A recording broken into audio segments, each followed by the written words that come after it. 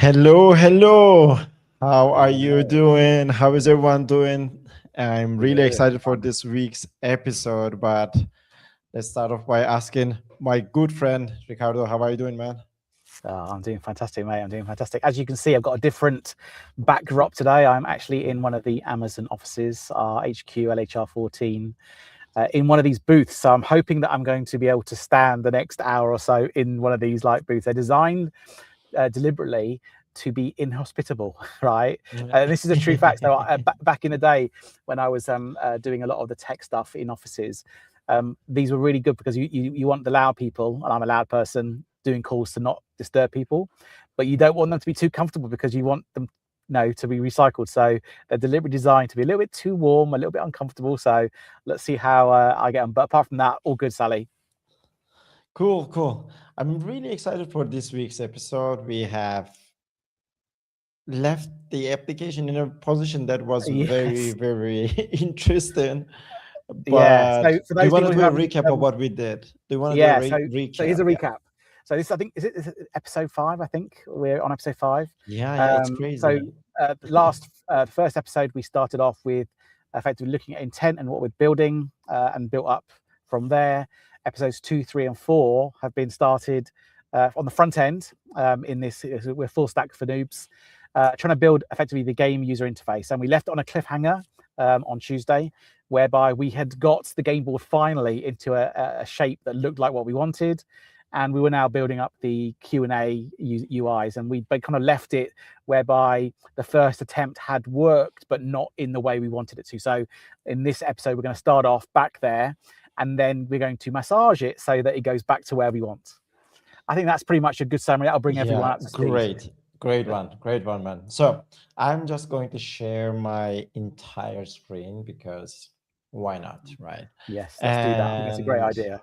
all right, so this is where we left off. Honestly, we have one rule among us: we don't touch the project That's right. until the live stream happens. So everything that we do happens during the live stream. So And it's really hard, right? It's yeah, so tempting to want to kind of get into, because I think this is one of the things when you're working with AI coding assistants, they kind of like, they're addictive in that they kind of like generate code and you don't really want to stop, right? So definitely this is something I feel right when I'm using them. So if same for you me, same yeah for if me. people watching this are seeing this and you feel this too, it's actually pretty normal. So like where we left, like another problem is when we like think about where we left off, it's really, really crazy that I think of some solutions and so on. Sometimes I'm like, oh my God, let me do this, but we have the clear rules. So like these were the questions and where we're at. Honestly, first thing that I want to do is to place the question where it should be, Yeah. and we will continue from there. And Now, so just for the folks watching, so yeah. we have we shared in episode 4 the effectively the mock-ups we had, which we're using as effectively a guideline, right, for where we want. So if you didn't see the early editions, we want the Q&A section to appear on the right hand side, not overriding the game board. Yeah, we want to have a simple maybe change in the state. So now you can actually understand what I mean when I say state as well. Like state is basically any information as well as anything that you show on the screen. So it can be the state, like this text can be the state, but also hiding and showing this is a state as well. So Is anything that a React logical. term? State actually started as a more, I can't say it's a React term, but it is a front end term more. A front end term? Okay, Yeah, like right. you can, for example, in Flutter, we also say state. In Android development, we still say state as well. So it is up to how you perceive the information, but to be able to understand everything properly, this is what we say. We always mention this as this is the state. So we will go with this approach as well. Okay. State machines and so on are things that we are very used to from programming, and programming when you go to university, probably you have built some state machines and so on to deliver information. But stated from the simplest term again, it is any information that you have on the screen, and it can be immutable state like this one, and I think the right word is ephemeral state Yeah, that can be. It's a hard word for me. it is a hard word. I agree. Yeah, it's something that you can change, and this is what we are going to tell. We are going to tell. So I think I'm not sure if ephemeral is the right word, because ephemeral is something that basically is you can throw away, right? It's not it's stateless. So I think it's probably immutable and mutable. It's probably the Yeah, is the yeah. Let's terms. go Yeah, with immutable and mutable. Yeah, yeah, it's a word that I yeah. can pronounce anyway. Yeah, no worries, no worries. It's just that I think ephemeral. I know back in the days, in the early days of cloud, one of the Yeah, big concepts before we had stateful EC2 instances, you yeah, had to build and architect your AMI so that basically you manage state, right? yeah, Because EC2s were by nature ephemeral, and it was yeah, actually really a fundamentally different way of approaching it, because obviously we were used to VMs that were stateful, right? But yeah, anyway, yeah. that's a little side journey there. So okay, so All right. we're working with state in our application, and looking at how to change the state of those panels to what we want. So right now, as you see, I will start from a new chat on purpose Yeah. because we wanna like every week we wanna start from scratch. So first thing that I will say is So before we do that, Sally, maybe yeah. just make your screen a little bit bigger so we can see the Okay. chat. That might All be right. a good starting point for those folks that are looking at this and want to maybe see the. Actually, does increasing it actually change the? Oh, it does change. Yeah, so that's good. That's good. That's perfect. Is it good? All right. Yeah, Perfect. that's perfect now. All right. So first thing that we will do is to say that hey, right now the questions are shown as dialogue models. Why do I mention the models? Because the moment that it created model, maybe you remember, I mentioned that it is going to be dialogue because Right. models are screen pieces that would work as overlays on anything that would face user. But we don't want to have models. We want them to be a component again that can be flipped with the game information. Yeah, yeah. So actually, so Sally, just a question for you. Okay, so Yeah, I know you're starting from a new chat session, which means that the context window is empty. It's starting yeah, everything from scratch. Okay.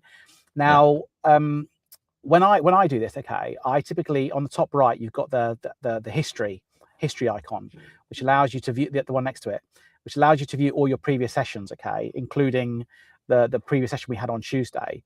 Um, what's your approach from the point of view of you starting from that so that you can see everything that's been done versus the new session? Do you have a preference? Do you always start from scratch? Because I know that I don't. I tend to try and, depending on where I am on something, I will go through the history and start from there.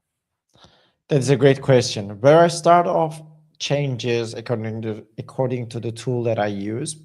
In in this case, I would just mention the file names, if I'm being honest.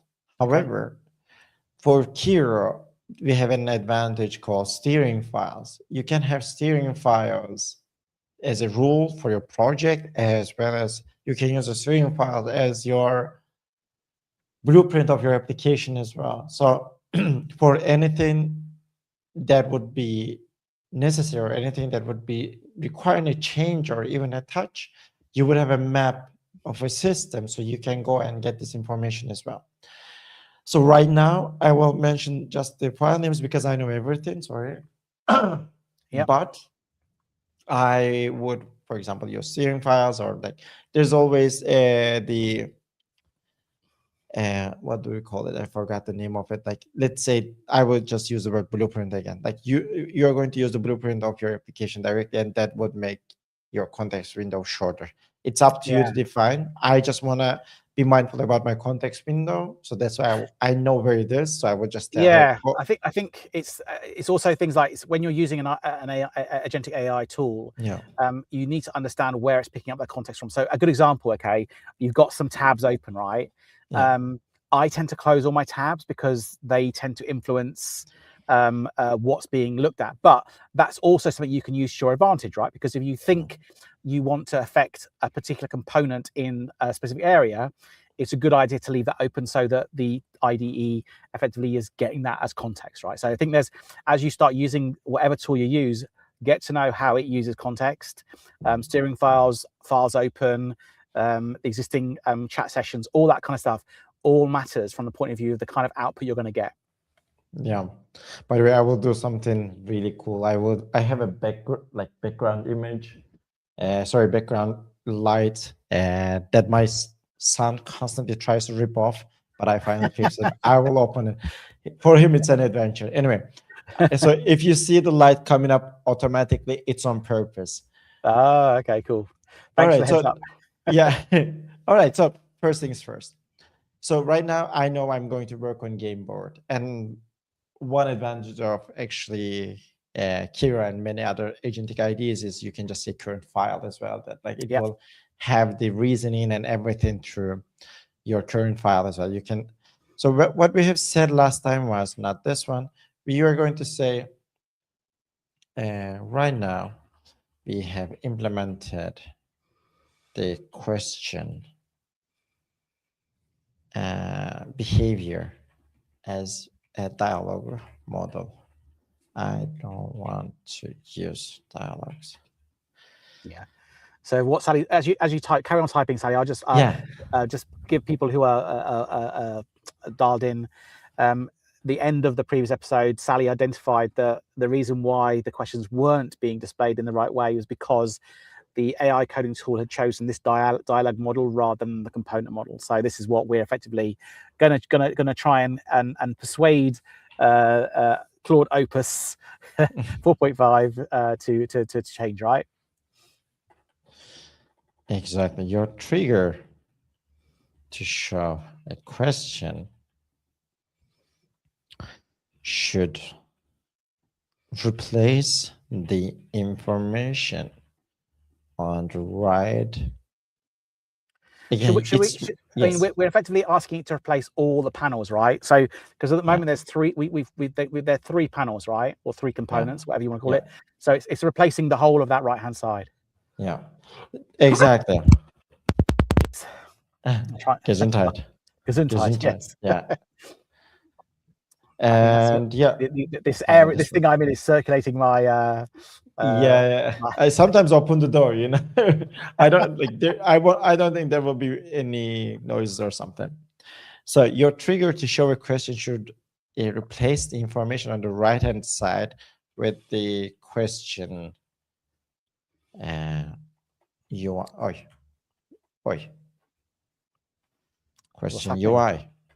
I just moved in between. I'm not going to go detail. Let's see what it does. Let's try. Yeah. Yeah. I think with when you're working on these prompts, obviously we're time constrained because we're doing this on a live stream, but you would probably spend some time trying to define this. Now, actually, what's interesting is that when we're doing vibe mode in Kira at the moment, when you do spec mode, one of the first things it does is actually generate a glossary.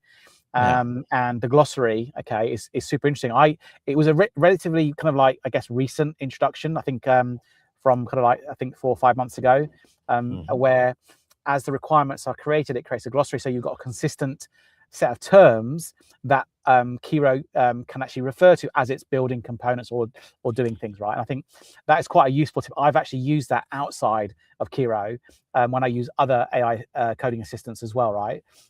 It's super useful.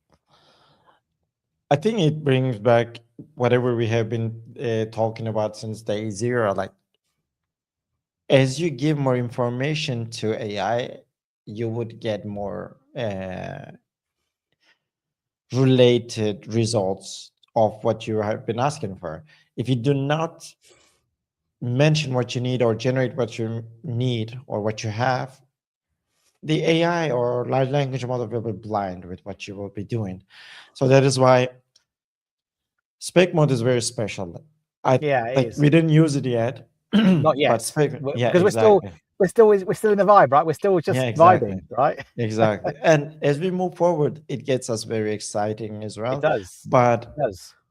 Once things are more settled in, to build something more complex, we will rely on spec mode. Right now, we are still building some simple stuff. I mean, I do that as well. I use this purely to see the capability, find the gaps, and then start building out actually what I'm going to put in the spec documents, right? The requirements and all that kind of stuff.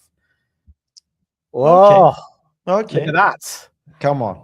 Oh, But it's I mean, nice. it's kind of close there. It kind of changed the layout, though, didn't it? It kind of like went to. I mean, it's beautiful. It's a thing of beauty. But I I'm not think sure it's about I'm not sure about the fact that screen goes up and down like that. That's a bit. Or the board should yeah, stay static, right? That's the only thing at the yeah, yeah, moment. yeah, But exactly. aside from that, this is exactly, man. This is the vision, right? This is what's in Yeah, my you head know, is now appearing in finally, front of me on the screen. finally, we are bringing your creativity into life. Finally, Yeah, after all man. this time. And here's the funny part: if you click on X, you go back. So we don't want this, right? We don't want to have the X here. We don't want the X. No, we don't want the X. So that's something we don't. The only way you can close a question is by clicking on pass. So I think that's how we update the All prompt. right. So at All the right. moment, what we should say is at the moment there is an X to close the question. We should say the only way you should close a question is by clicking on the pass button. Yeah. Do you want me to remove it manually, or do you want me to tell it to the AI? Let's just do that to the air. Well, I mean, okay, so interesting. So is this a standard component feature then that we could easily change? I think this should be quite straightforward. I So mean, here's the thing, right? So if we change it ourselves, yeah. then Kiro is still going to think that exists, and every time it reproduces code. So I think we should tell Kiro to update it so that in the context Okay. memory, in the conversation memory, it knows it's done it, right? You can do it both ways, but if we do it manually, then we still need to ask Kiro. We've now removed this. Just update your. So yeah. So if we remove that, let's basically just say that we've. I mean, this is the button for sure, but like right now, I think your concerns are valid. I would just say, So current file. I think yeah. So as for those people watching, as you Yeah. start using AI coding assistants, there are going to be times where making updates to the code is going to be easier. If you do that, that's fine, but make sure that you try and maintain that the consistency, the eventual consistency between the context window and the code. Otherwise, you can get spurious behavior. I have had some weird things happen when I've gone off piste and made code changes because the AI code assistant just doesn't think to reload the files, right? So Yeah. I've now kind of got into the habit of just asking it to reread. I've made changes, reload the current open file. And actually, you know what? I haven't thought about doing this, but maybe this could be a good feature for the Kiro agent hooks, right? Whereby every time, I guess the only, you can have an agent hook that automatically says reload the files because I've made manual changes, right? One of the nice features of Kiro is that you can create these manual hooks, and they then become slash commands. So you could do that even just to do a slash command, like reload file, right? And then in the background, it's doing the prompt for you. So that's implemented, has it? It's already done. Yeah. We knew what we wanted. We know like what I was going to was like just remove everything related to clause, but AI did it for me. So right now everything is in place. We can either answer now the question. we just need to change the fact that the question and information panels cause the game board to change position, right? We need to fix that next. Yeah, I think it should be always left and center aligned, right? We just want to achieve that right now for sure. So I mean, do we want to be a bit more specific though? So we should say that the design should be the game boards in one component on the left hand side, and the thing on the right hand side, and that they are separate. The left hand side is always centered. The one on the right is dynamic based on what's in there. Because I think we don't want to just be specific to just one thing, right? That's what I'm thinking. Yeah. Yeah. Also, I'm the noob here, so I'm just thinking that's how my head's going. No worries. Maybe that's the wrong way. Maybe it's the wrong thing. No, I'm just thinking as well. So here's the situation. So if I let's say pass and reset.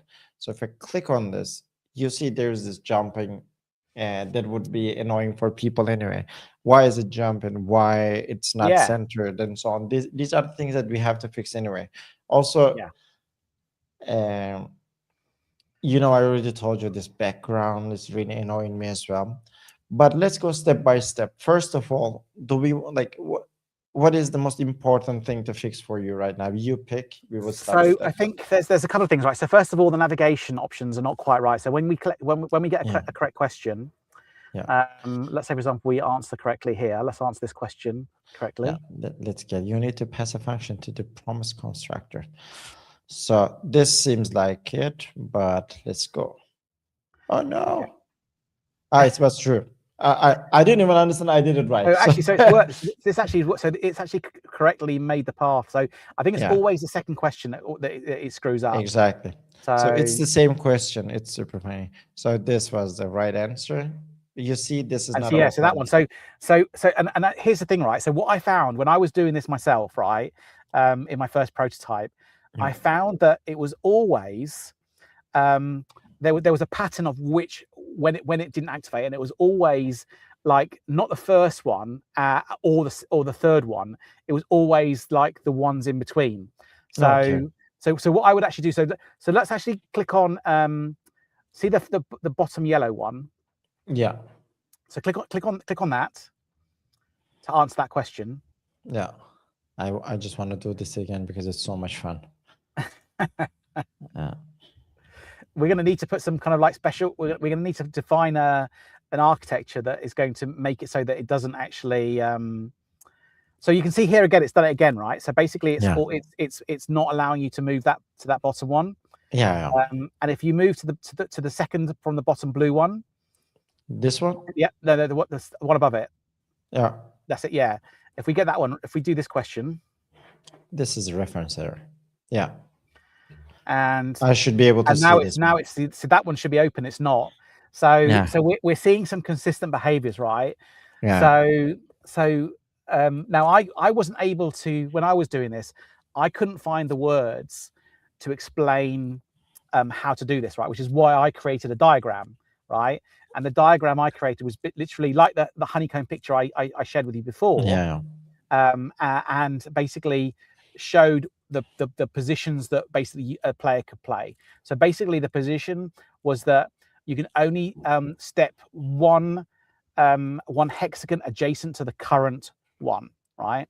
So I was using that kind of language, but it'll be interesting to see if Opus can actually do better, because I wasn't using Opus, right? Yeah. I mean, by the way, it's really funny that you said you didn't know how to put it to words, and you're asking a non-native speaker to find the correct ones. Luckily it will be simple, so maybe we need something simple. So here's the thing that I think of. I think what you have started off, or what you mentioned, is the right way to go with. I think mentioning that like one level adjacent of it is good. Here is the problem though. Let me make this bigger so I can showcase it properly. Do you see the like lines? Yes, I do. Yeah, those are the lines that is created by the app as well. So that is why we have the behavior of only the let's say Okay. diagonals enabled kind of thing. So from this perspective, there should be a line also vertically going down as well. So that is why it is not working. So Well, okay. yeah, So if you refresh the page, right? So we yeah, have the starting point. Refresh the game, so yeah, to speak. yeah, Then we see all those moves, right? We see all the moves, and we don't see that. Yeah, we don't see the vertical. yeah, Yeah, we don't see the vertical lines, do we? exactly. We don't see it. So is that the problem? So, okay. I think so, because when we select the question, let me select this one. Yeah, What is the question? Sorry. that makes sense. That makes sense, right? So I go back. It says like, what is the type of null? It's object. So you see, if I go and zoom in again, you can see that it actually Yeah, two yellow. Yeah, drew yeah. it behind the scenes. I think that's it. So we need to describe the fact that at the moment that the moves are diagonals, right? Exactly. And that we need to be able the player should be able to move up and down as well. Yeah. So we just need to like, in my opinion, we just need to say that one. Okay. That is That what works for me. That works for me. yeah. That's Sally. So I will say, do you want to do a new chat? Let's do a new chat. Oh, okay. You know, Yep. in the game logic right now, the players can move only diagonally. When I say diagonally, I thought about Harry Potter, you know. And however, the players also should be able to move vertically as well. Yep. This means for a tile, uh, when a tile is enabled, not only the diagonal neighbors will be available, but also the vertical neighbors. Should I do the British neighbor or American one? You know, I think let's go with whatever. I'm pretty sure it Yeah, knows yeah, both. yeah. But also the vertical neighbors. When I said also, I don't want to say two, it understands. Yeah, I think that's good. I mean that's a Right. good starting point, and I can definitely say that I did not use those terms. You know, Yeah. again, everything is like, you know, the terminology you use is really important, right? I wonder whether it kind of chose that initially because we launched this on the idea of being the game of Catan, whatever it's called, Yeah. and maybe there you can only move diagonally, right? So maybe No, no, no. it's That's the got that. thing. All Like right, with Catan, it's a bit different. With Catan, you actually create roads around the hexagons. right, So it can be anywhere, but it's just around it. got ya. And okay, it seems like it fixed it. Do you think it did it? Well, I mean, well, let's That was look. fast. That was fast. Yeah, I mean, maybe it was a simple change, right? I guess we'll know because we'll see those dotted lines, right, appear as within the actual Yeah, UI. maybe. Let's see. Oh, see? Let me make it bigger. Sorry. Like some lines came in as well. Oh, Sally, you are a genius. I don't want to say I'm not, but I am. Take the Okay, compliment. so let me get the hard question. But right now, I answered this question already. So I should be able to see this. What's No, going no, on? no, no. You shouldn't. It's got Ah, because okay. you started in the wrong place. That's why you should have started in the middle. Then you would have Okay. had a better, more choice. All right. So let me So start. start with this. So Yes. it says, what was wow. Pleasures can annex the variables from the. Okay, this is a too long question. I'm not going to read it. What is a declare variable cannot be changed? I need a simple one. All right. It So it here we worked. are. Yeah, it worked. So let me select one. Oh, this is a nice one. Array prototype Hang on. includes. Yeah. So yeah, you got to get this one right and see what happens after this. I think this is this one. Oh, that was. Oh, that's right. See, it works. It does work. Nice. Yes, it's beautiful. It is a thing of beauty. But so yeah, so basically we fixed that now. That logic is Yeah. now. Can you actually? Where you are, can you click on the blue below it just to make sure that one works as well? Yeah. That Yeah. works as well. Yeah. Yeah. Okay. And can you go back? So can you actually go back as well? Oh, you can. You can go back. We shouldn't be able to go back, right? I mean, actually, in a way, I wouldn't be against that. Do you know why? Because in the early prototype I created, Yeah. I put a rule you can't go back, Yeah. and as a result, Yeah. the player could get stuck in a situation where they put themselves in a hole, right? Ah, yeah. Now you could argue that's potentially not a bad thing because it's part of the game experience and you have to Yeah. learn how to do that. But going back might actually be a better option. I don't know. I think let's leave it. Let's leave it at the moment. We can, I guess, change that logic later on, perhaps. Yeah. I think so too. I mean, this is nice. Yeah. So now we've got this one sorted. I think the next pressing challenge is the justification, right? Yeah. Oh, actually, that's interesting. That's do we want that?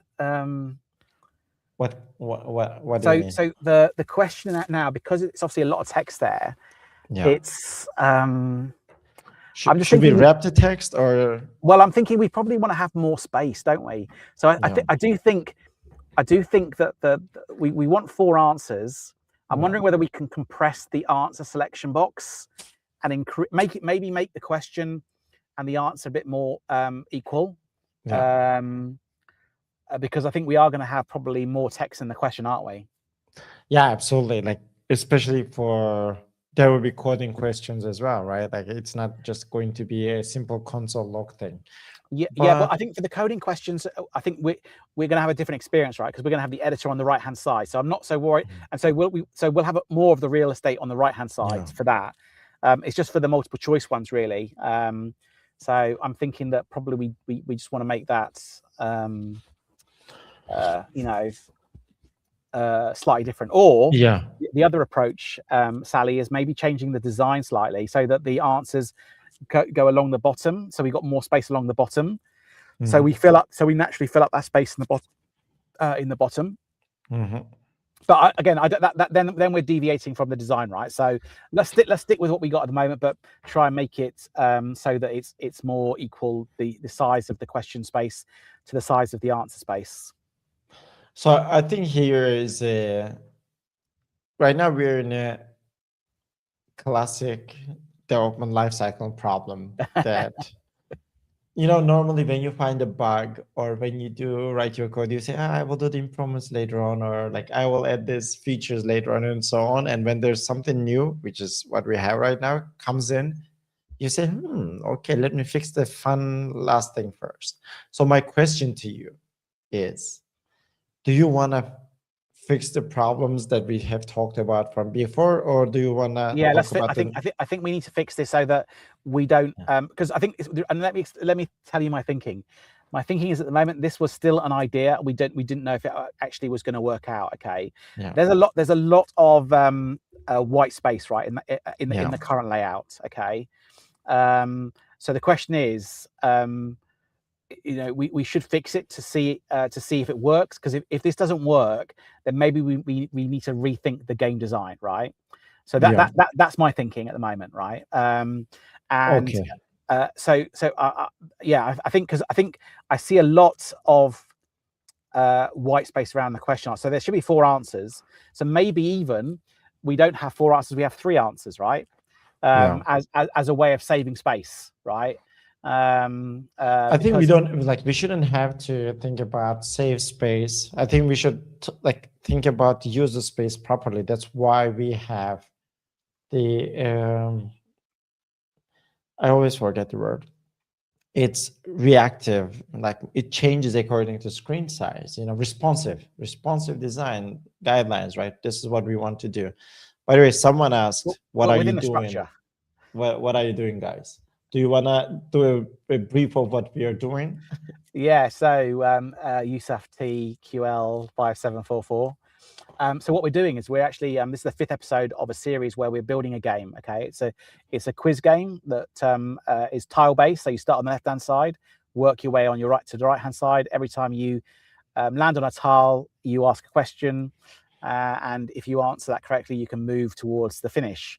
We're going to throw in other events. So, for example, there'll be hidden like icons that do things like give you more points or give you hazards, as a way of allowing you to kind of strategically move across the board to get more points, right? And so the first episode, we kind of talked about what we're building and spent a lot of time thinking about that.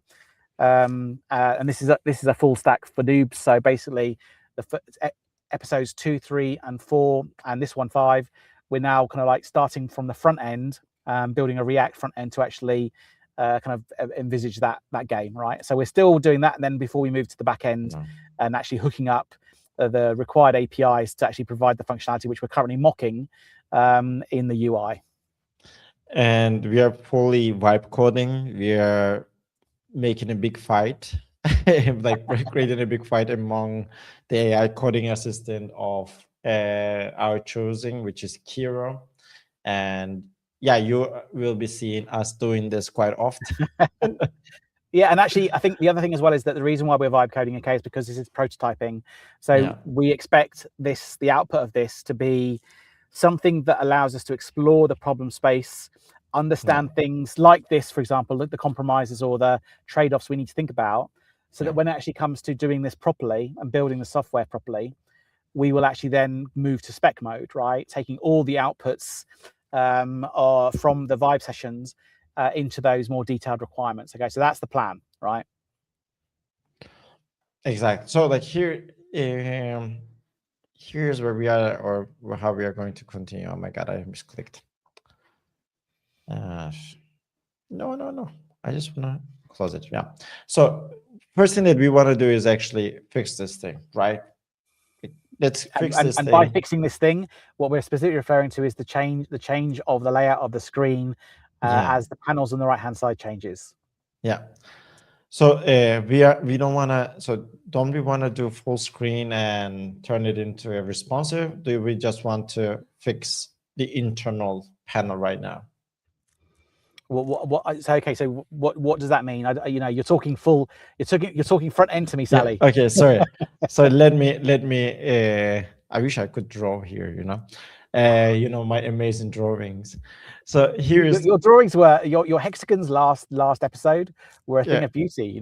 Yeah. So don't let. I think didn't you use Xdraw or something like that? Was it called? Yeah. Or? Draw. Yeah. I got a feeling it's got to come out again. Those drawing skills. You know what? Let me bring it. Come on. You want to do it, Sally, right? Yeah, it's already. There they are. It is already here. Oh my God! I'm glad it didn't go away. Yeah. So this is our screen, right? Well, it's a very solid square. That is a rectangle. And here is our game screen right now, right? Yep. This is where our game stands, and these are empty spaces. Right. What I recommend is, okay, so Sally, let me ask you something, right? In the original design, we had nothing on the left-hand side, right? It was a screen that's supposed to be split into half, right? So where is this thing on the left-hand side come from? This is because in the beginning we said the pixels are going to be 1280 to 720, and this is why it is implemented that way. So it actually created a 1280 view, and inside of it, it also created a 720 window and just created the game screen inside it. Exactly. So is that a fundamental problem? Because obviously it's not quite what we want, right? So we only really want effectively two panels, right? The game board panel on the left-hand side, and then the right-hand panel, which is like kind of information, questions, and player interactions, right? So is one option to just if it's created that left-hand side, can we not margin that to like 0 so that it disappears? Yeah, basically what I'm going to tell it is to forget about the 120 like 1280 rule, and say right now, like the screen has, I will actually give even the screenshot. I said right now we have left and right screen like empty spaces. I want you to get rid of it. If you're bound to any rules like some width and height, forget about them. Make the screen to fill the available space and responsive. This is what I would ask. So when you're doing front end stuff, are the terminologies you'd use like lock it into a specific place, or do you have a specific words or terms that you would use? I think the most common one is against responsive design. Responsive design allows you to have some breakpoints. So especially you would define it around your screen size, as well as even for fonts and pixels and so on. If I remember correctly, you could also define it. Right. So effectively, so for me, responsive design means that the actual UI will dynamically change based on what you are using, right? Yeah, but also it depends on your screen size as well. Like but that's what I'm saying is that if you're on a tablet, if you're on a phone, if you're on a laptop, if you're on a TV, but I think one of the constraints we had originally was that we know this is going to be on a laptop, right? It's not going to be on any other form factor. So we can, to a certain degree, the reactive kind of like design philosophy maybe not applicable here, or maybe actually that's garbage. Maybe actually, irrespective of what you're doing, you should always, from a front end perspective, you should always be thinking that. So this is something that obviously I'm learning, right? So responsive design is Exactly. responsive design, irrespective of what you're doing, should be your Exactly. goal. Is that right? Exactly. Because right now we are going to ask people to always go and have like 1 to 80 to 720 screens, and it's not going to be possible all the time. Let me show you a trick, by the way. I Oh. just showed that, but let me restart the application. Yeah, I mean, I use the screen emulator in DevTools quite a lot. Okay. Actually, it's quite cool. Yeah. So then let's show it to people who maybe doesn't know. So yeah, exactly. So once you click on the tiny button in your Chrome, you would be able to see like how it would look like in a mobile screen, how it will look like in a tablet, in a laptop, which is generally what we are looking for, or the one that we were designing for is more or less this. And you can see that it somehow tries to fit itself, but actually it actually fits itself like directly in it. But we don't we actually want it to be properly filling any available space. So not like here, like this is our available space right now on the screen, but we actually wanted to do the proper implementation as well. So Sally, question, right? So when I run into design issues, okay, and I'm not a front end person, what I find quite useful is when you go into the developer tools, okay, you can use a lot of the information in these screens as inputs into your prompts, especially when it comes to, like, for example, if you've got problems with one specific element, you can use the picker, hover over an element, get the details from the right hand side, and say, look, this element I need changed, and I find that's quite a useful little way of providing kind of specific guidance to Kiro or any agent actually. One thing that we were doing also, like there were many moments in front-end development that we were just sitting down and playing around here and see how it looks like as well. I will tell you a really, really dumb story. We were in our like first year of college, and we entered the facebook.com, and by accident, totally by accident, we opened up the inspect window. We had no idea what it was. We thought we were hacking Facebook. And then we realized we can change the text in here. Yeah. And we were like, for example, for start, we were writing, for example, Sally. And in our imagination, we were like, oh my God, like everyone will see our names. We hacked it. So we were so dumb. I actually quite like that, because I think those kind of, I think when I was first doing computers back in the 80s, right? Yeah. One of the first things we used to do, right, was take the games and just hack, effectively using dissemblers, right, because it's a machine code, and just change it so the text read our names, either in the high scores or the game developed by in our name, right? So I think it's just a fundamental law, right? As a developer, you've got to do these things, right? Yeah, but without delusions like we had. My delusion with my friends back then was a big issue. I think it's good. I think it's a healthy. You're just exploring, right? So yeah, it was super funny. So okay, so back to the drawing. So we basically going to get rid of some. We're going to fix the formatting problem, right? Exactly. So right now, I will say, right now the game screen does not feel available space. I want you to create a responsive design. I want you to forget about your constraints. Still keep the design references in mind. I don't know if you will remember. Right. What does that mean? So you said keep the design references. What are design references for those? The design reference is the pictures that we have shared earlier on. So everything that you had shared with your PowerPoints and so on and so forth, we wanted. Okay, but that's in a different conversation window, right? So it's not in the context window. Okay, then I will just. Okay.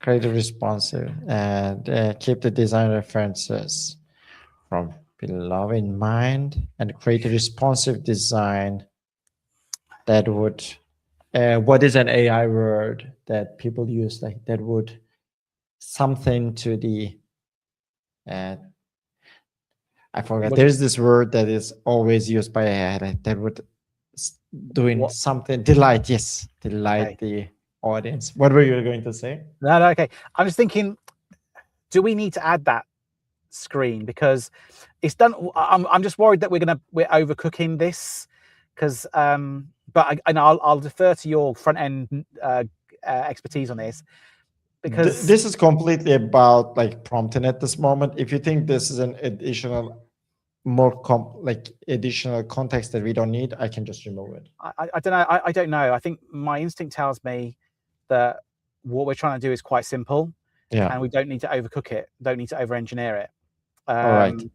So that's just my instinct. Then I will go with your instinct and just remove it, and let's do it. Let's do it.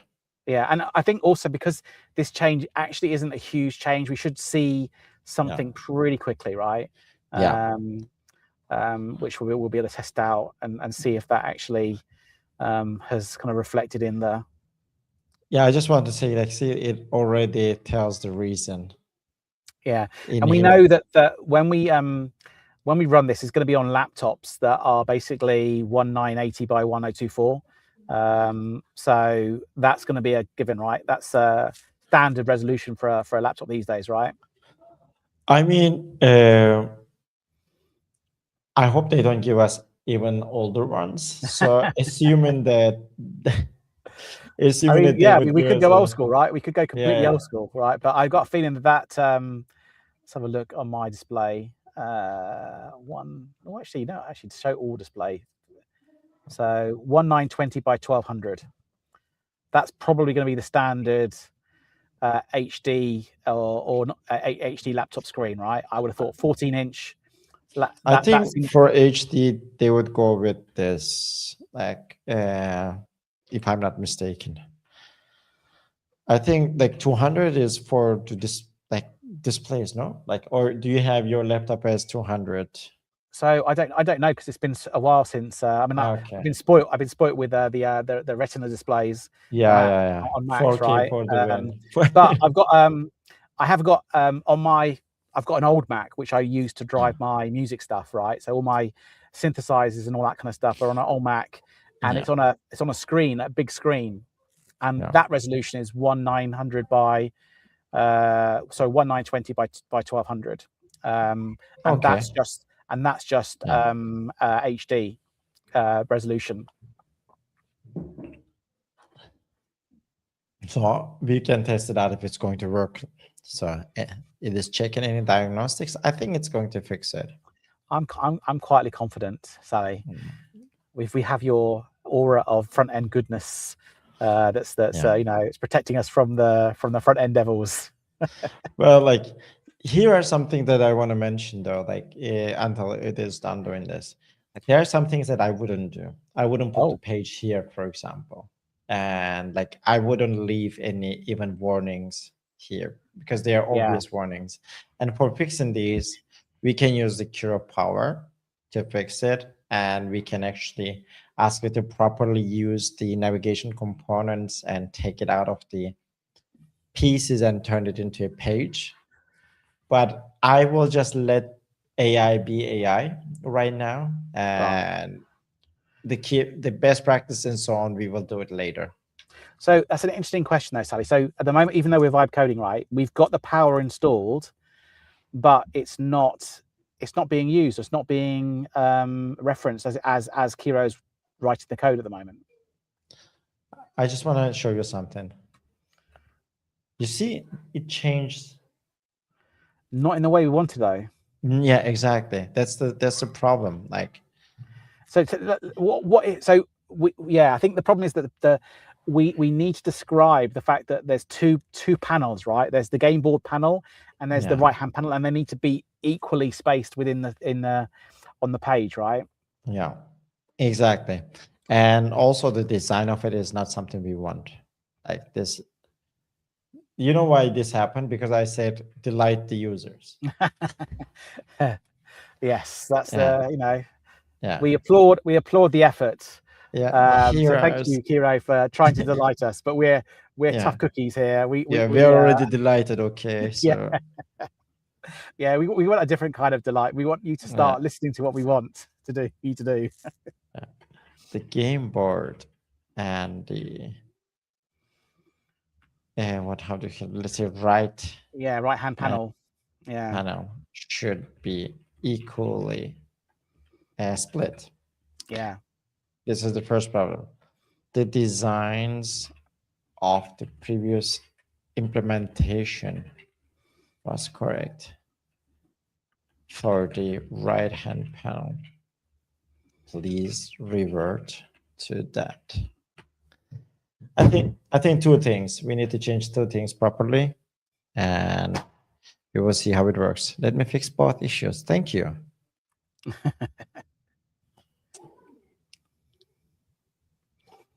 I love it when they're so positive, aren't they? Yeah. But I tell you what, whilst we're waiting for this, okay, I'm going to just take over the Yeah. screen quickly. Yeah. Go Because ahead. there is something I want to share, which is hot off the press. Okay, can you see that? Can you see that, Sally? It's loading now. Yes, we can Okay, see it. right. So, so we've been using Kiro IDE, which is the fork of VS Code, with the spec-driven kind of and vibe kind of goodness built in. But Kiro also comes in terminal CLI format. Okay, for those of you who are familiar with Amazon QCLI, it's effectively the new name for Amazon QCLI. So Kiro CLI, and it's awesome. I write a lot of content about this today. Hot off the press. Kiro CLI now supports Agent Client Protocol, ACP. Now, why is this important? Because ACP is a new standard that IDEs have that allow you to integrate these terminal-based agentic agents, right? Now, Yeah. I actually use Z a lot, right? And Z is awesome. It's just I just love it so much, and I'm really getting into it. But I couldn't use Kiro CLI other than from within the terminal. So now what it means, actually, I've directly from the chat interface, I can start using Kiro CLI, right? And it integrates nicely into the IDE. And so I haven't actually done this yet. I'm just going to still, it's literally so new, and we had this session. But if you are using, one of the IDEs, for example, Open Code or, Cloud. Ed, Claude, that supports ACP, but you also want to use Kiro CLI, maybe you've been using it in a terminal window so far, give this a go, try it, because this is going to make your life a lot better. So just wanted to share that quickly, Sally, whilst we're waiting for the code to generate. It's good to get this news hot off the press. Yeah. This is so great. Yeah, only it was updated today. I'm always checking every morning what the Kiro CLI updates are from my little panel, right? And I'm always excited when they have new updates, and that was a biggie, right? I had been expecting it, but it was a nice surprise to get it today.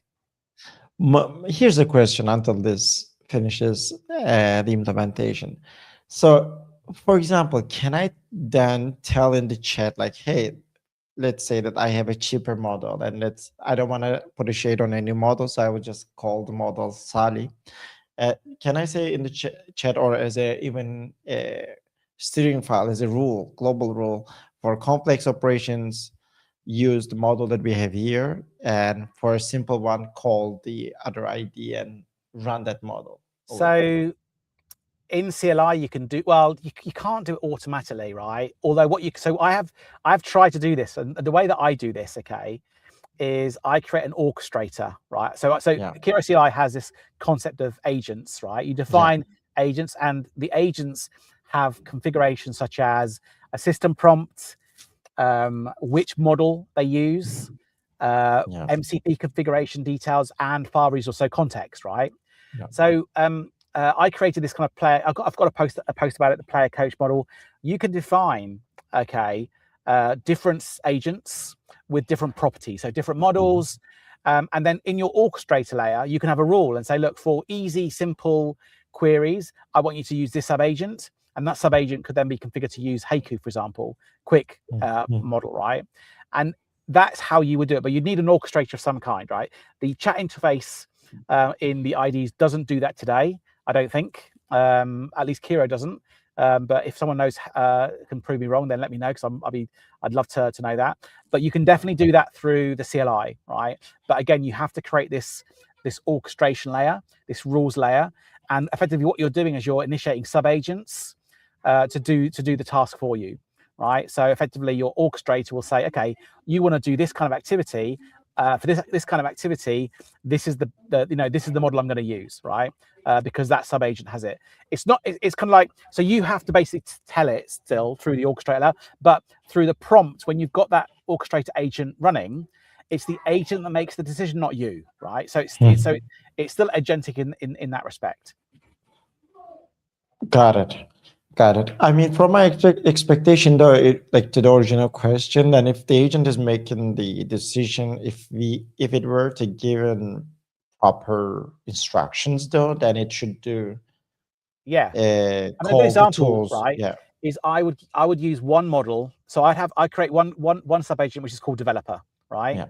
And then I've got another sub agent which This is what you call me now, sub agent developer. Yeah, Am I your exactly? Yeah, we are all secret agents, right? Yeah. And so I have another agent which is basically called reviewer, and I configure different models, right? So I might configure the agent to be a super duper model because I want it to have like deep expertise. I'll provide MCP configuration and context files for things that it needs to do review processes properly. The developer task, I might just give it context for the activity task I know I want it to do. And then what will happen, okay, is that the code will be written in one agent, and then the review will be done through a different agent, a different model. But the orchestrator is basically managing it. So it just says, right, okay, you developer agent, write some code. It doesn't care, right? It's not micromanaging, it's delegating. It then once the code has been done, it hands it back to the orchestrator. The orchestrator then says, right, okay, some code's been written. Now I want you, a reviewer, to review it. And again, it doesn't micromanage it, just gives it the task, right? And that sub agent then uses everything that it can to complete that task. And so that's why we configure in that sub agent all the details like the models, the context, the MCP, and then it will do whatever it needs to complete that review. But again, you do configure that sub agent to use a model, right? Now you can also use it to just use the default model, but you can also fix it to a model. But at the moment, obviously, it's only the models available in Kiro. Now, that you can do that, I think, with any coding agent allows you to initiate sub agents. So Claude Code, for example, allows you to do this as well. Although I've not tried doing the same model in that, right? But it definitely is one way you can actually create that feeling that the agents have got different models, that they're kind of left alone to do things, and you get different responsibilities or different capabilities. So I've got a documentation agent that just uses Haiku. I don't need a reasoning model for that, right? So Haiku just goes through and say, look, once the code's been reviewed, go away and do some documentation, right? Yeah. And it will do that, and it's more cost effective. So I'm getting basically a mixture of models based on the activity, all working together through the orchestrator, and me not having to do anything other than the initial request to the orchestrator, which is, I want you to write this module for this application that does X or Y. Go away and do it. I really hope StreamYard AI clips can clip this piece so we can share it with everyone. This was very valuable. Thank you. No worries. Look at this. Like it. This is better looking. Of course, we have some issues because like questions look better actually. Questions look better than the waiting screen. No, I don't have. I tell you why, because we have already, these are placeholders, right? So if you go back, if you pass the question, right, the placeholders we've got here, they will have, we will have more fixed layout, right? Yeah. So I'm actually not worried about this at all. This looks exactly bang on. All right. So I think we've got there. If you're happy, then that's good, man. I think this is it. You've absolutely nailed it. Nice. Good job. Good job. I mean, to Opus, right? Not to me. We bow before you at the Opus Masters. Exactly. Exactly. You rock. Or like, Yeah, exactly. not That's right. this, not this. You rock. This is love. This is rock. So, I'm not sure. okay. I haven't got the thing, the emoji thing enabled. So normally my Mac does something when I do that, but it's not Yeah, working. okay. Why is it not working? Hordes. It's not working. Oh well. I Oh, hang on. closed There that we go. one. There we go. Yeah. And the Rockstar. I'm not sure about the Rockstar one. I don't think I have the Rockstar. Look at that. Wow, Oh, okay. we need something like that. You know, bring a bit of Yeah, sparkle yeah. and joy to Today, your Thursday afternoon. yeah, to in social media today, I shared a video of ours on how we were reacting when we had the proper layout. We Right. had So so much Sally, fun. I was let's dancing. Yeah, so if we recap, right, so now what we've yeah, done is we've got the game board, we've got the information panel, and we've got yeah, the multiple choice question panel right. yeah, Okay, the next thing now is to get the coding and general yeah, panel, which is basically is where we, for general knowledge and coding questions, we replace the game board with the editor, yeah. right? So effectively we now need to figure out how to get Kiro to do that for us. So first of all, I will share the screen, and I will say I'm sharing the designs for the new question types called coding questions and general General knowledge. knowledge questions. For these questions, on the right hand panel, we will see the question information. And on the left hand panel, we will replace the board with a text editor. It can be a coding editor for coding questions and a text editor for text questions. Okay, sounds good. So actually, interesting. When again, you know, we talk about the value of vibe coding. When I was prototyping this, okay, one of the things that you get to learn is that there are various projects and various tools out there that have names that actually reference this. And I actually forget now what the name. There's a standard way of referring to the editor, which has got numbered lines on it. So we might come into that later. So it doesn't matter now, but we will see this as we start seeing the code being generated, right? And that's how we can then refine the prompt so that we get better one-shot responses, right? I mean, for example, there are some terms like rich text editor and so on that I didn't use in purpose. I wanted it to use, I wanted it to see, sorry, I wanted it to figure out what is the best way.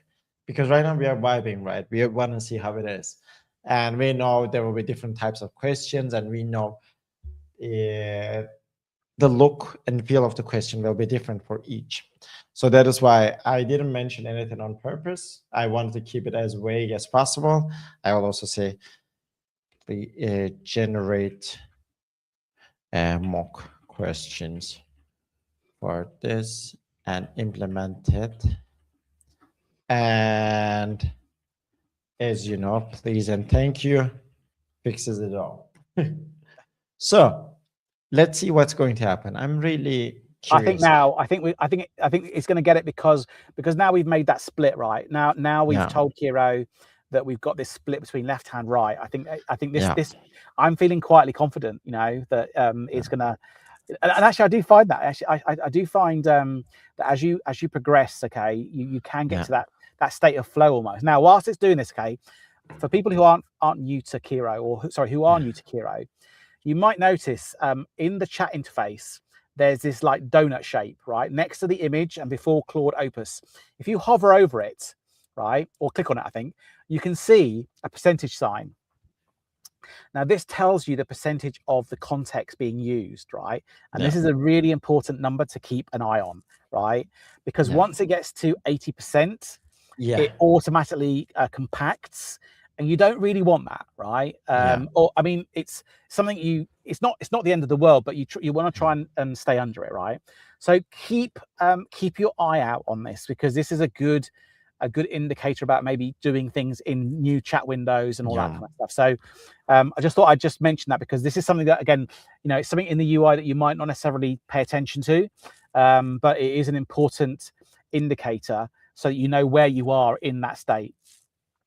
Yeah, exactly. And the summary, like the summarizer logic is not bad, but at the end of the day, it just creates a very condensed version of whatever you have been doing in the last an hour Yeah, or something. exactly. And it will miss information for sure. It will miss the files or whatever needs to be done.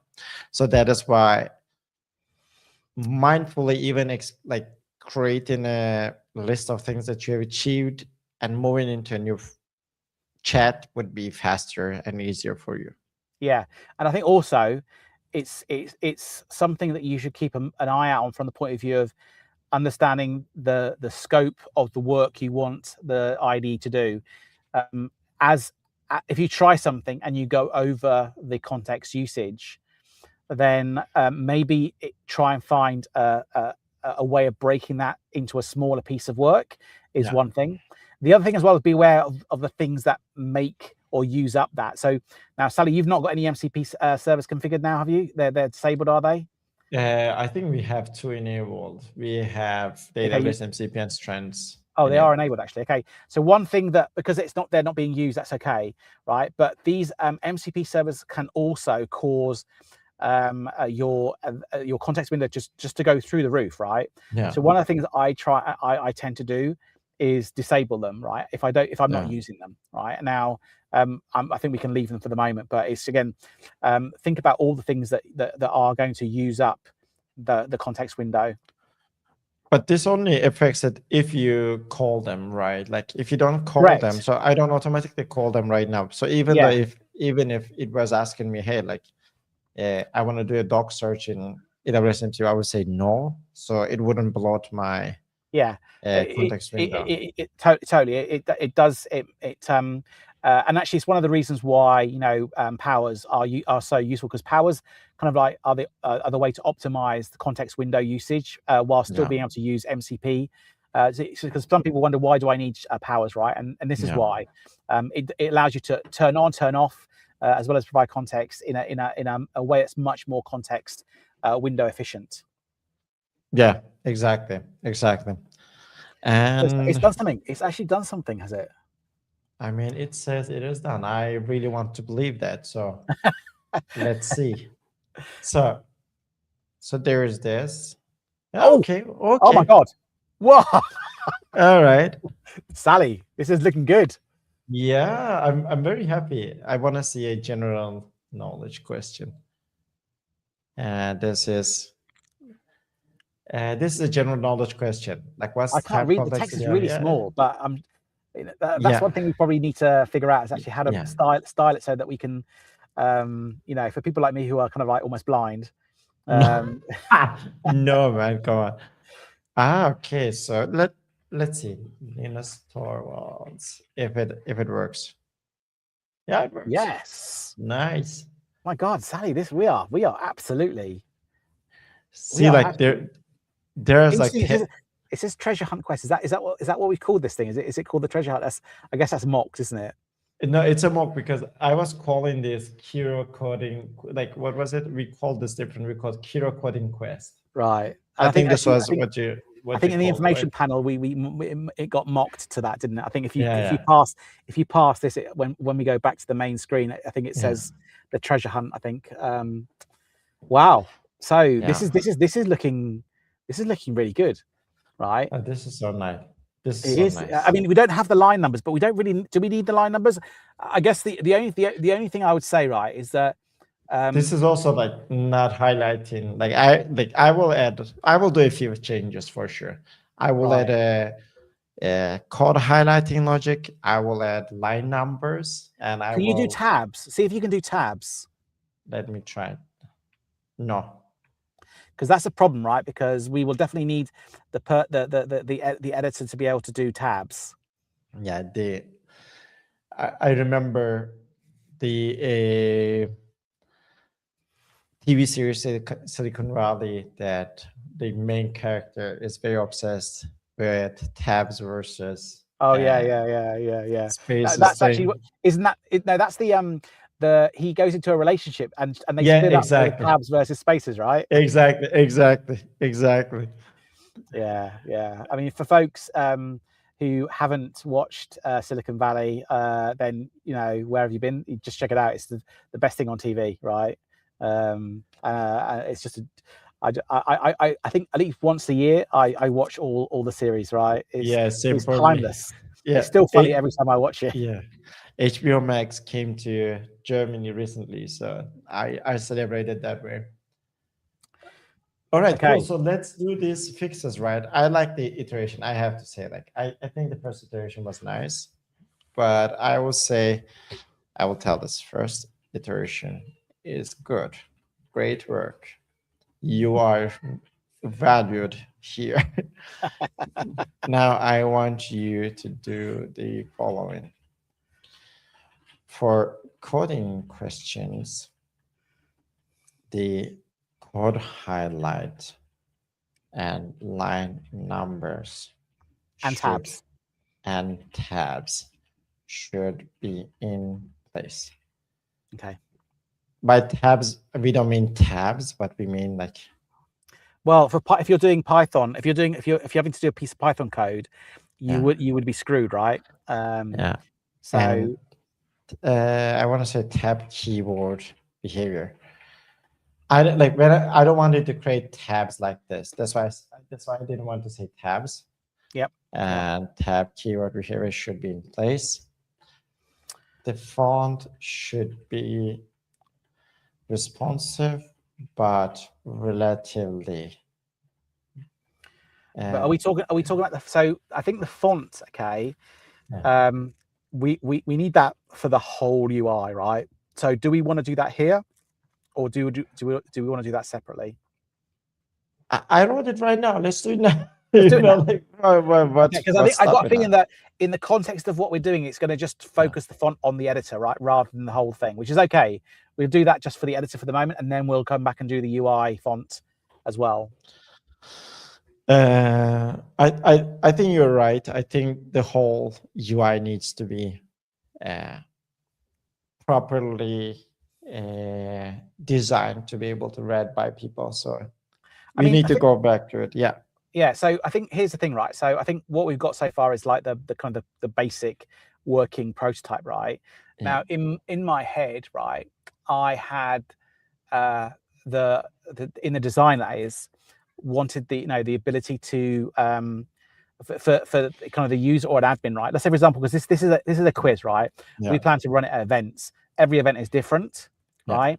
And so we want to a certain degree provide some skinning capability, right? Yeah. So the skinning capability would be maybe so where it says the current treasure whatever, to replace that with maybe like an image of a certain size, which we can expect that you do this, and then the designer creates it for that event, right?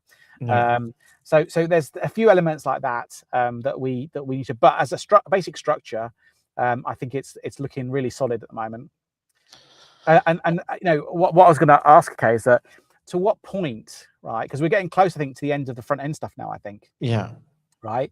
To what point do we actually, what's the kind of like the handoff, right, from front end to back end? Because obviously that's when I'm going to sort of start getting more involved, right?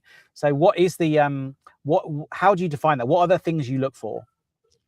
I think right now we are missing two important points, and rest should be fine. To start with the backend, one is the page for users to enter the username. Oh, yes, good point. And the leaderboard. If you have these two in place, I think you can do it. And like if this works properly, I think the next like we should wrap up now after that, and we should be able to. Yep. Well, we got 15 minutes. We got 15 minutes, Sally, before we have to close. Look at this. Come on. Oh, so do a tab. See if the tab works.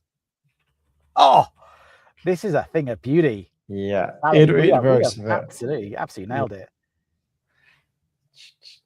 Oh, And the text is bigger now. Everything is, I mean, it's not perfect, but I think we're in a good spot. I The think we're in next a great thing, spot.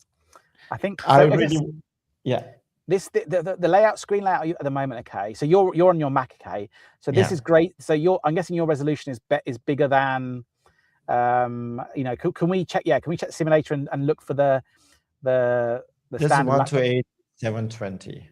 That's perfect. That is absolutely. I mean, there are some tiny things we have to fix, but I think we should be fine. Yeah, I think that, you know, that is.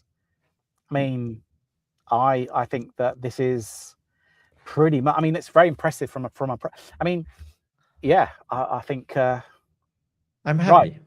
Yes. So I'm happy. leaderboard or new user screen. What do you want to do first? Let's do the new user screen first. So Okay. we have like new user, and the user details will be seen here. Okay. And with the So I had that mocked up, didn't I? I had that mocked up. Did I send that mock up to you? no. So I'm waiting. Okay. Let me send it to you now then. Yeah. So through the medium of PowerPoint exporting, I'm going to do that now. You know, that well-known design tool. I don't have Figma. Maybe I should. Maybe I should start. Maybe this is my new career. You know. But because I'll tell you what, I find it, you know, quite addictive. You know, once you start getting into what you're building, it's like it's pretty addictive. You kind of keep getting ideas of what you want to do. So yeah, right, I'm just uploading that now and sending it to you in Slack. Yeah. Come on, create user screen. This time I really like that. Also, we just gather these things and say, "Hey, I want this," and this says, "Okay, then it is yours." Yeah, so I've just sent it to you. Yeah. Whilst you're doing that, I'm going to share my screen so people can see right. what it is that they're actually we're doing. right. So this is the you know, the mock-up of the, you know, when you click on create new game, what we want basically is for you to enter a name, but again, this is not important, I guess, in the front end, Sally. Yeah. The profanity filter, I'm guessing that will be something that the back end checks. Yeah. Then basically your preferred programming language at the moment, supporting 3, Java, Python, TypeScript. Although we won't hard code that. We'll basically just, initially for the mockings, we'll just use that. And then difficulty levels, and then choosing an avatar, which again, we can get it to mock to begin with, but I was kind of thinking that, you know, here we could get maybe something to, you know, use Gen AI to auto generate a little avatar. I think we can do it in the later episodes, maybe. Yeah, or later. Yeah, exactly. Yeah, or later episodes, and then effectively, you know, give them an exit just in case they accidentally clicked on a new screen, and then on the right hand side, effectively play, and then information on the right hand side. So I think this is pretty much what we want the screen to appear. And it's taken over the full screen, like, or rather, it's using the left and the right panels, right, of this. So that's kind of like, so let's just get rid of that. So that's kind of like what we're trying to build here. So I have the screenshot, and I just pasted it. And what I will say is, we will add a new screen. This screen will be the welcome screen for the players. It's not. No, this is not the welcome screen. There's a screen before this. That's the welcome screen. This is there will be another one. Yeah. So the let me I'm going to share my screen again. Yeah. So I'm taking over. Before let me remove myself. Okay, remove yours. Okay, and remove. Okay, so this is the workflow. So basically, this is the first screen, right? So what will display, okay, is this. So there's 2 screens on the welcome page. There's this, and then the left-hand panel will rotate to the leaderboard. So it will display this for maybe 30 seconds, display the leaderboard for 30 seconds, and cycle that way, right? So these 2 screens will cycle right? And the important thing is on both of those screens, anytime the player wants to click on the new game, they click on the button, which actually then displays the page that you've currently got there. So does that mean we want to do that screen, those screen first then? It feels like the first part, the part about like the left pane of this thing that you created, Yeah, can be on the right side, and left side can be the information but based we don't as want well. the game board to show. That's the point. But we don't want the game board to show before the game is playing, right? No, absolutely. What I want is like the left side will be like the left side will be like the design that you have shared with me. Right. The right side will have this nice papyrus thing to show the rules. So it feels like right now we have two rules page. That's No, what so it's slightly different, right? So I think on the left hand side we put basically just some just free form creative text about why you might want to do this challenge, things like swag, you would win the leaderboard, all that kind of stuff. And then on the right, on the information help, this is actually the rules of what you actually do to play the game, right? Yeah. Which you're going to be there for that throughout the whole game, right? This is just more like a splash page, right? So it's for me it's different. And some because again I've got the idea of reuse here. Now, for some events, they might want to have something specific, right? Some details about, welcome to the AWS booth. Check out, as part of this quest, you're going to need to speak to people in other parts of the booth, all that kind of stuff. So this is actually going to be state that's managed by the app, which can be changed every time we create a new event, right? I got it. Yeah, and the leaderboard is dynamic. So the leaderboard will change based on who's played, right? And we'll bootstrap that with some names that we know. So maybe the people in the team, in our team, we can have those as names in there, and just so that people have got something to aim for and kick us off, right? Got it. So it feels to me that maybe we need to start with those screens before we do the new player screen. I don't know.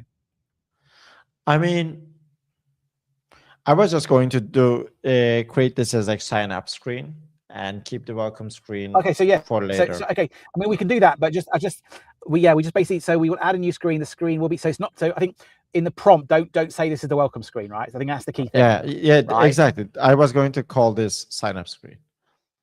Like I was going to change it to sign up screen. Like we will add a new screen. This screen will be the sign up screen for the players. It will show them options. It will show them the following. Oh my god! Some muscle is hurting here. Sorry. It will show them the following: a text input field to enter their username, a selection field to select their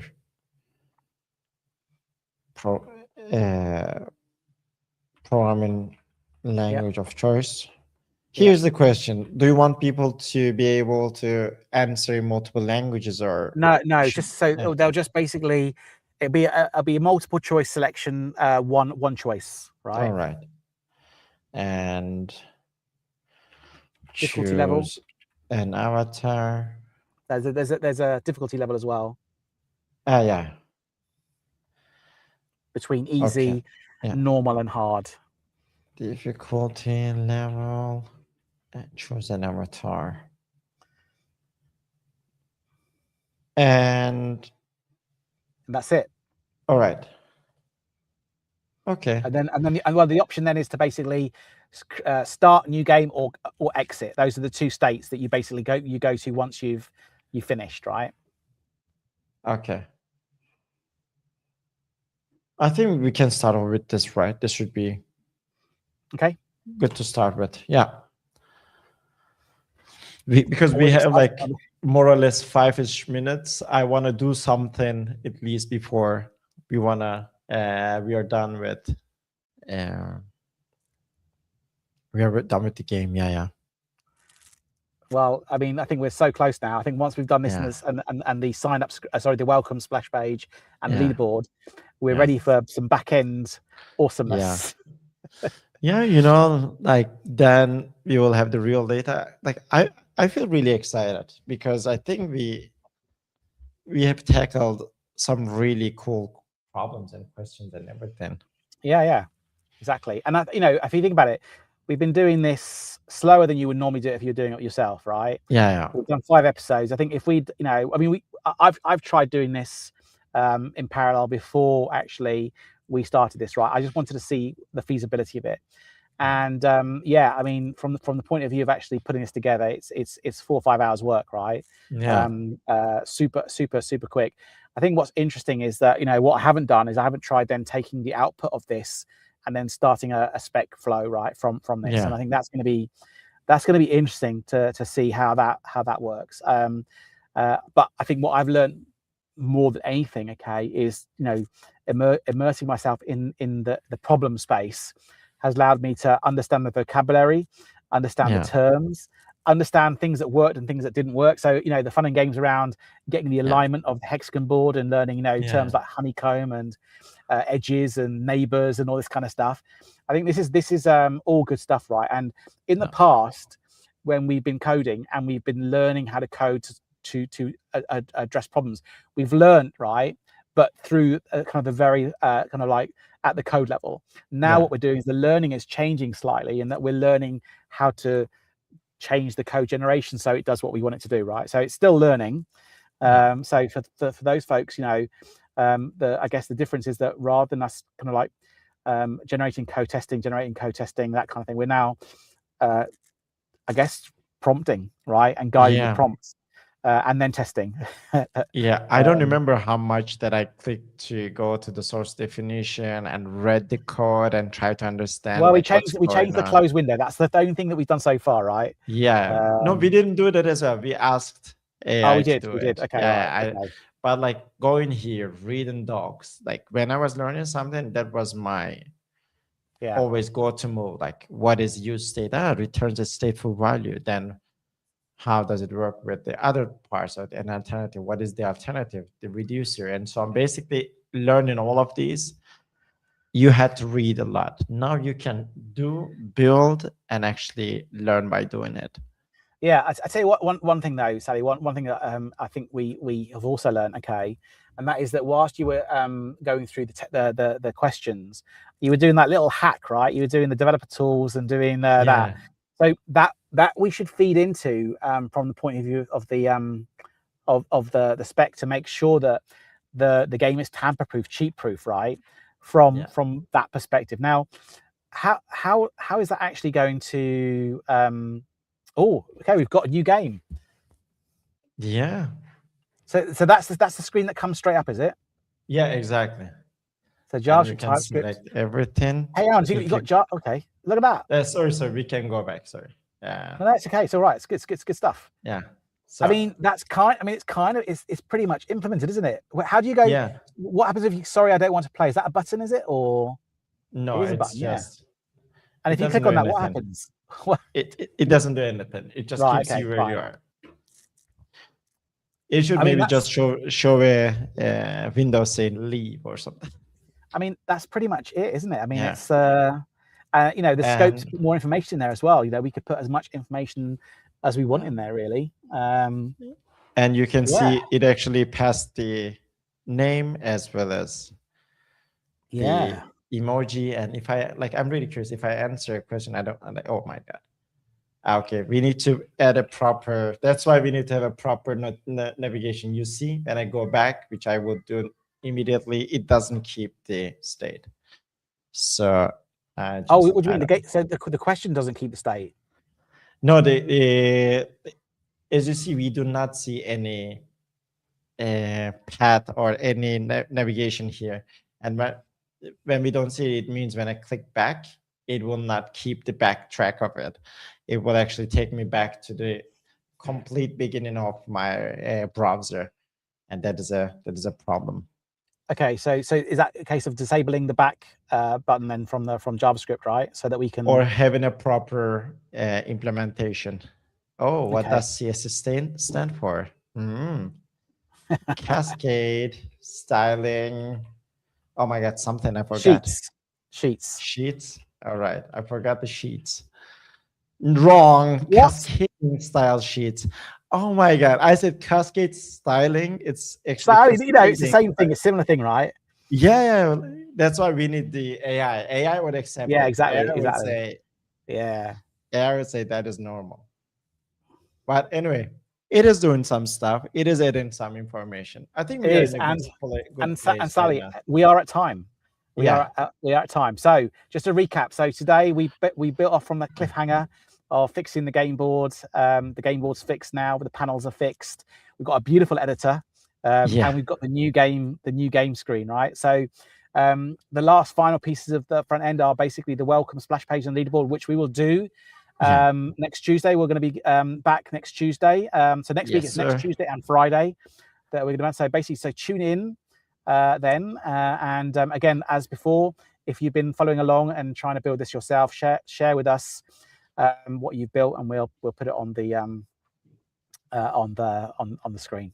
So with that, Sally, see you Tuesday. Yeah, see you Tuesday. Take care. Bye-bye. Bye.